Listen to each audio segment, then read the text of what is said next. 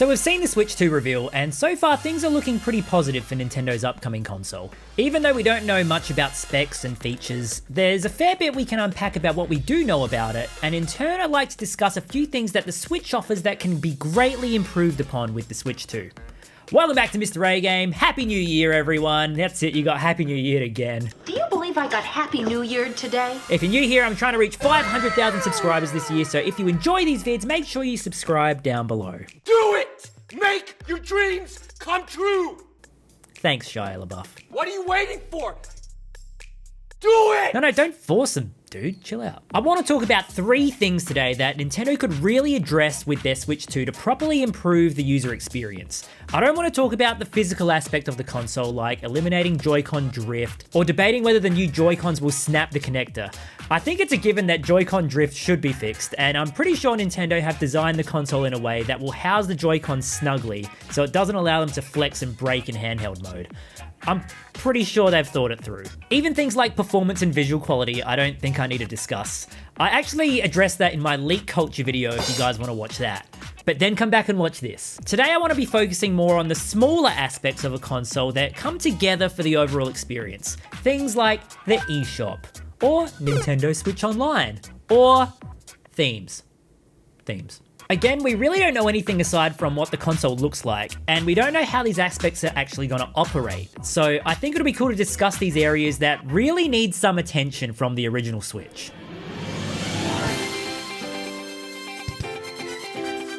The eShop is the one-stop shop for purchasing games digitally on Switch, but it's not the greatest experience. Going to the eShop requires pushing the eShop button on the Switch to load it up, which results in a pretty poor performance drop with the Switch chugging along, loading everything up laboriously slowly. It really isn't the best experience compared to rival consoles like the PS5 though. The PlayStation Store is right on the home menu and loads everything up super fast. There's no need to load in, you hover over it and everything starts to load instantly. I do love that Nintendo makes a point to not blast you with advertisements the second you boot up your Switch, but I feel like they could hit a really nice balance of having the important search functions of the eShop ready for use on the Switch menu, instead of it being hidden behind a poorly optimized web page. I could also apply this sentiment to the Nintendo Switch Online app on the Switch. It's really not great. Navigating through both of these is a chore and needs to be improved on with the Switch 2. Sweet, coins. Back to the eShop specifically though, once everything feels to have loaded in properly, it's silent. There's nothing. Long gone are the days of sweet musical ditties to make the shopping experience more enjoyable. You know the song!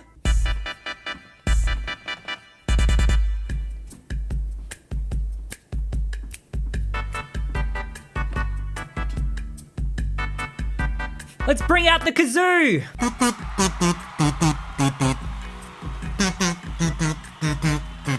Where's the whimsy? Where's the passion? It's not there.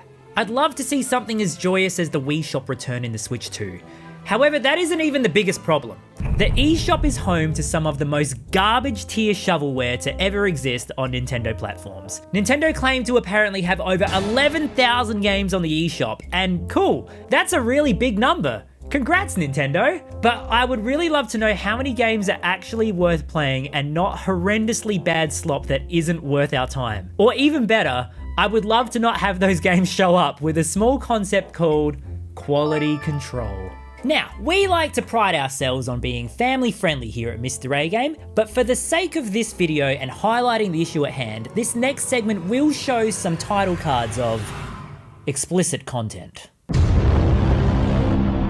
Let's get our hands dirty. Beat 'em Ups did an excellent video last year highlighting the state of the eShop, and it's really poor. We need to have a conversation about the eShop, whether it's the questionable content that gets uploaded to it every day, or just the fact that it's so insufferably laggy. There's no algorithm at play to recommend games for the individual user. I tested this on my wife Kim's Switch and they were identical storefronts. Most of the side tabs are useless and highlight the same games over and over again, and the tabs that do have any sort of functionality feature tidal waves of inappropriate content that cannot be avoided. Regardless of whether you have an adult account or a child account with parental controls, there are no proper ways to filter inappropriate content, and it's often blasted right in your face when trawling through the eShop for new releases or for sales. I am on a child's account that I set their age to be 14 and put age restriction on, and I'm still seeing every game uploaded that has the word Luigi in it. Now, this isn't about being a prude or demanding that all of this stuff is wiped off the eShop entirely.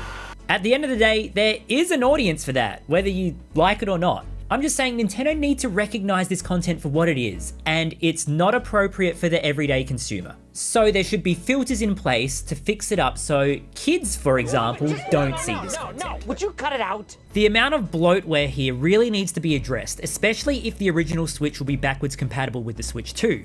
Does that mean you'll still be able to buy all of the 11,000 Switch 1 games on the eShop? If so, we really need some proper quality control here before the Switch 2 comes and makes this issue a whole lot worse and we see the cycle simply repeat itself again.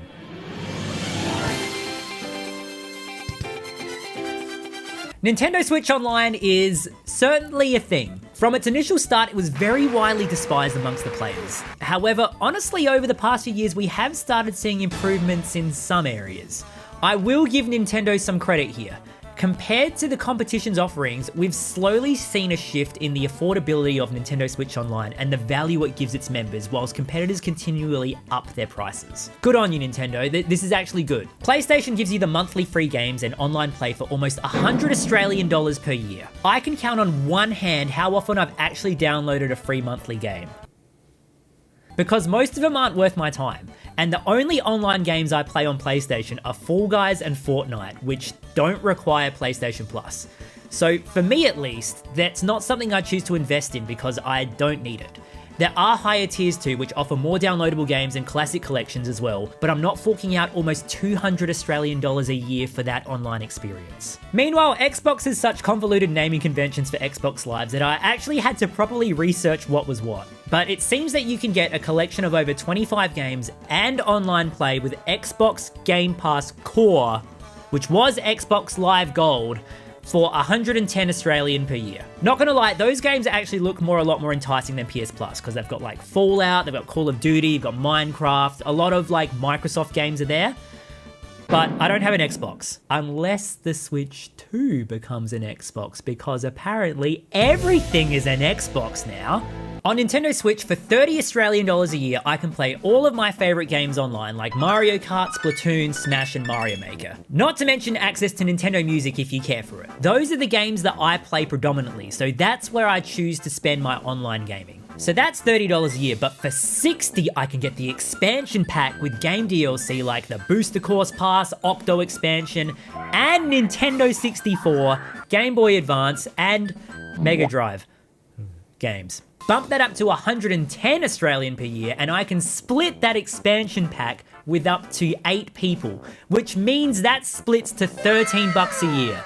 That's insane if you can work the system. And it's also very good if my siblings and everyone else on my family plan eventually pay up instead of using me for the scapegoat.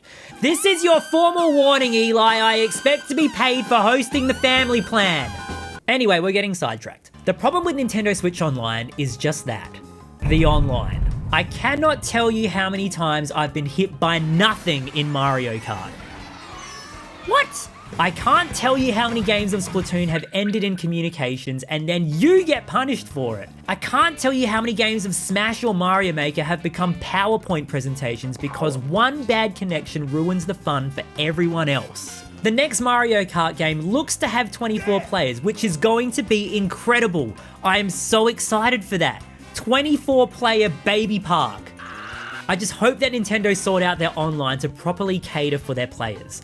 I don't want to constantly be hit by item lag trails because Nintendo can't figure out how to properly host online gaming. Sure, it was excusable when online play was free, but it's not anymore. Also, this might be a hot take with this one. I think it's time to bake voice chat into the console. Why would you say something so controversial yet so brave? This could be done by expanding the Nintendo Switch Online app after it's fixed and take the voice chat features off of the smartphone app, assuming the Pro Controller or the Switch 2 has a microphone. Imagine that. Now here's a controversial thing. The app itself isn't terrible. I'll give them that. I like how you can do replays on Smash Brothers or you can get specific gear in Splatoon 3. Those kind of mobile aspects is kind of cool and I like that. What makes the app terrible is that it's our only solution to voice chat on Nintendo Switch. That's what makes it complete garbage tier. The voice chat component on the app isn't bad. Like in Splatoon 3, it automatically splits you into lobbies, which I think is pretty decent. The fact that it's on an app though, is woeful. So don't get me mixed up. I'm not a fan of the app because it's the app for Nintendo Switch Online, but as an app, it's not bad. See, does that make sense? I don't even think that makes sense. Just get that, put it over there on the Switch 2 after you fix up the eShop and the Nintendo Switch app. You're laughing. Or Discord implementation. You're welcome, Nintendo. I expect the check. Do you guys remember unboxing your very first Nintendo Switch and seeing the theme section? Do you remember being a little bit disappointed and hoping that one day that selection would grow? Well, guess what? Keep imagining it because it's the exact same since 2017. Nintendo have some of the richest IP with absolutely insane art styles. Why is our home screen still so sterilized? Look at my 3DS here, Majora's Mask Special Edition, very cool console. It has an accompanying gold theme, very special. And I also have all these other weird themes like Splatoon that isn't even on the console, A Link Between Worlds, Cat Mario, even basic colors. Look, we don't know what the UI looks like on the Switch 2, but Nintendo, I beg of you, the children yearn for themes. Let us be creative and personalize our console to look cool. Imagine special edition consoles that come with special edition themes.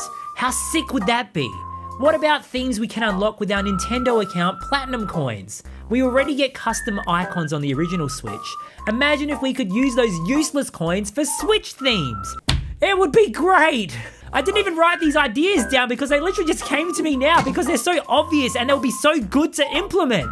We are so starved for themes. You want some music on your homepage? Bundle it in with the themes.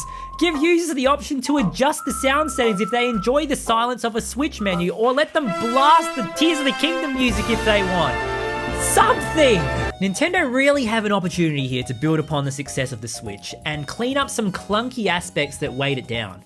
These three areas are small compared to the ultimate experience of just playing the games, but they're still important to a console. I think addressing these can make a really big difference in the way Switch 2 will be received. What do you guys think? Do you have any small niggling issues with your Switch that you'd like to see addressed? Are you sick of the eShop like I am?